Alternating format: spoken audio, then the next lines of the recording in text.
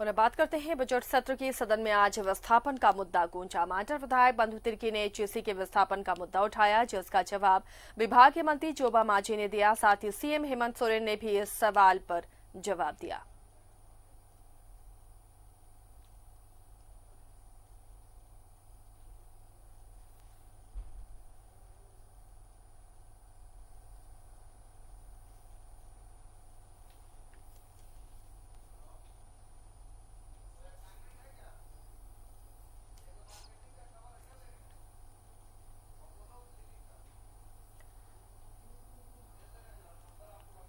झारखंड विधानसभा का बजट सत्र चल रहा है और आज इस सत्र में मांडर विधायक ने भी मुद्दा उठाया है और सीएम हेमंत सोरेन ने भी इस सवाल पर जवाब दिया है। एचईसी के विस्थापन का मुद्दा आज सदन में उठा है। इसके अलावा भी कई और चीजें सदन में रखी गई हैं। विपक्षी विधायकों ने हालांकि हंगामा किया, लेकिन इस दौरान कई सवालों के जवाब भी दिए गए।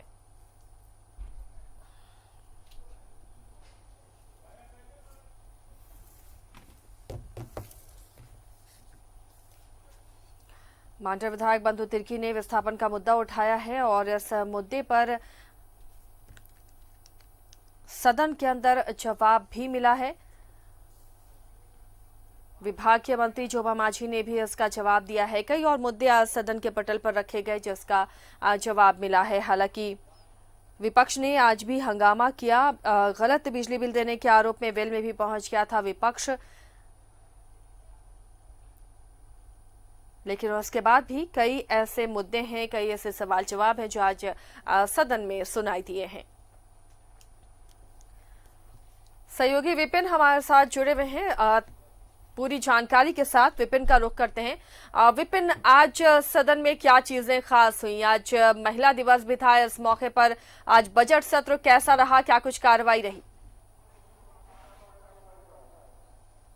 देखिए, 7वां कार्य दिवस इस बजट सत्र का है और आज इस 7वें दिन की कार्रवाई के दौरान विपक्ष के थोड़े बहुत गतिरोध को अगर छोड़ दे तो प्रश्नकाल में कई महत्वपूर्ण सवाल जो है वो विधायकों ने पूछा है। और जिस तरह से अगर बात करें जो महिला दिवस की बातें हैं तो कई महिला विधायक जो हैं वो इस दिन में एक खास परिवेश में यहाँ पर नजर आए। जिस तरह से बड़कागांव की विधायक घुड़सवारी करते हुए यहाँ पर पहुंची, वहीं अगर बात की जाए तो महगामा से जो विधायक है दीपिका पांडे, वो सेविका सहायिकाओं के ड्रेस में सदन की कार्रवाई में आज भाग लेने के लिए पहुंची थी। इसके अलावा स्पीकर की तरफ से महिला दिवस की शुभकामनाएं पूरे राज्य की महिलाओं को दिया गया। और जहां तक बात अगर प्रश्नकाल की करें तो कई महत्वपूर्ण सवाल सदन में आए थे, लेकिन ध्यान आकर्षण के माध्यम से बंधु तिर्की ने जो एचईसी के 32 गांवों के विस्थापितों का मुद्दा उठाया था, जिसमें उन्होंने कहा कि ये विस्थापित जिन्होंने अपनी जमीन एचईसी को दी थी, लेकिन उसके बाद इनके पुनर्वास के लिए तकरीबन 10 से 15 डिसमिल जमीन इन्हें जो है वो दी गई थी इनके रहने के लिए, लेकिन उस जमीन के लिए जो मूलभूत सुविधाएं उस जमीन के जरिए मिलनी चाहिए थी वो भी रैयतों को नहीं मिल रहा है।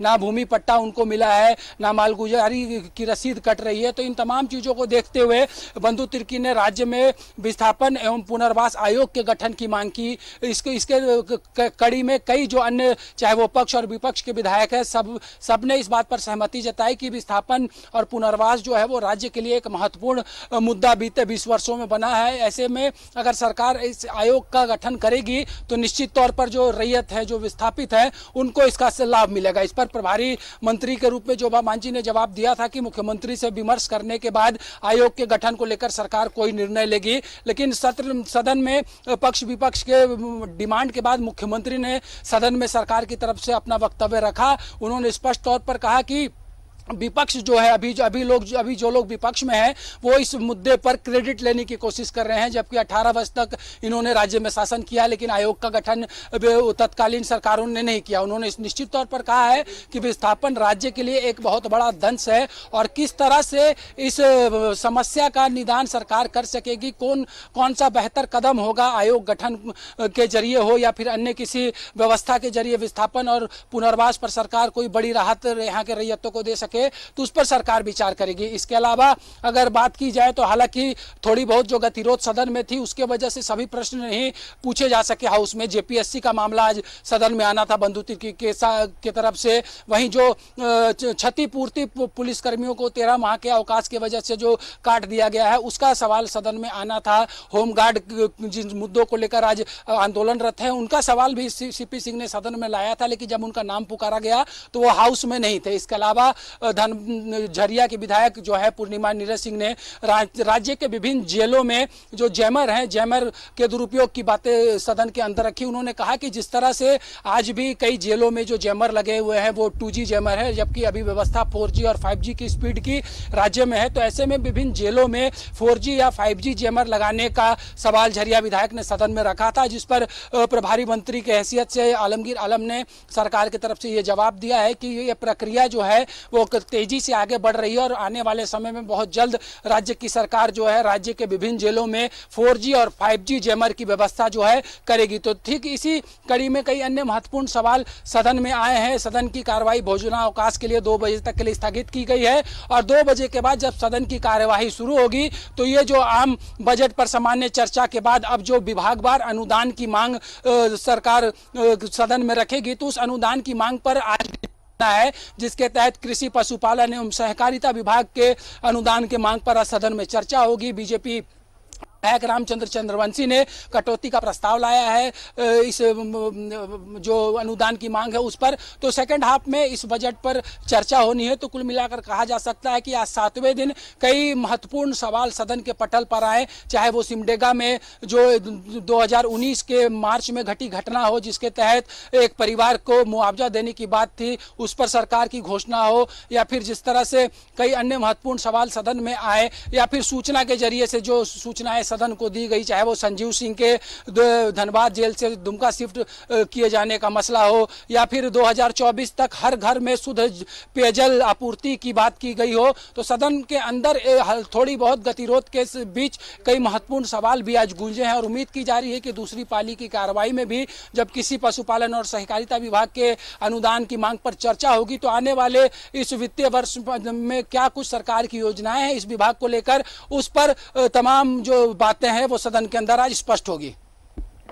चलिए विपिन, शुक्रिया तफसील से ये पूरी जानकारी देने के लिए। तो आज हंगामा जरूर हुआ सदन में, लेकिन इन छिटपुट हंगामों के बीच में कई सवालों के जवाब भी मिले और सार्थक चर्चा भी इस पर हुई है। फिलहाल ये सदन भोजनावकाश के लिए स्थगित किया गया है आज की कार्रवाई, और उसके बाद 2 बजे के बाद फिर से कार्रवाई शुरू होगी, कई और मुद्दे रखे जाएंगे।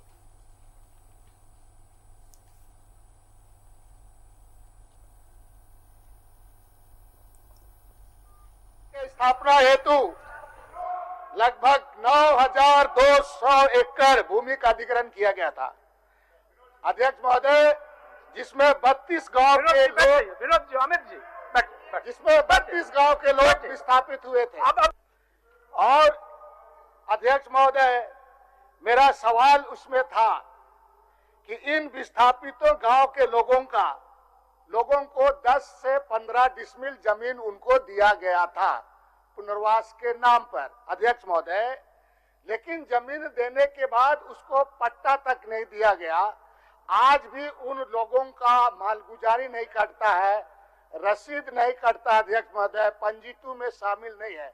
अध्यक्ष महोदय, मेरा आपके माध्यम से सरकार से मैं जानना चाहता हूं, क्या इन लोगों को इनको कैंप लगाकर मालगुजारी काटने के लिए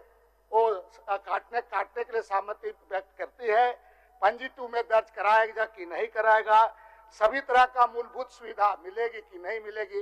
ये सरकार से अध्यक्ष महोदय जवाब दिला दिया जाए। अध्यक्ष महोदय, सरकार के तरफ से अपना उत्तर दिया गया है, उसमें से माननीय विधायक जी ने जो बात रखा है 32 गांव का विस्थापित हुआ है, और इसमें जिस तरह से इनका मांग है कि कैंप लगाकर उसका लगन रसीद कटाया जाए, मैं निश्चित रूप से आश्वस्त करना चाहती हूँ।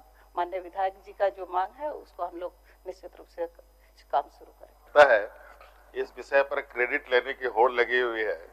बेचारे माननीय विपक्ष के सदस्य ने तो 20 सालों तक इस विषय पर कोई चिंता नहीं की। और आपको याद होगा अध्यक्ष महोदय, इस सरकार ने झारखंड के इतिहास में पहली बार अधिग्रहित जमीन वापस कराने का भी काम किया है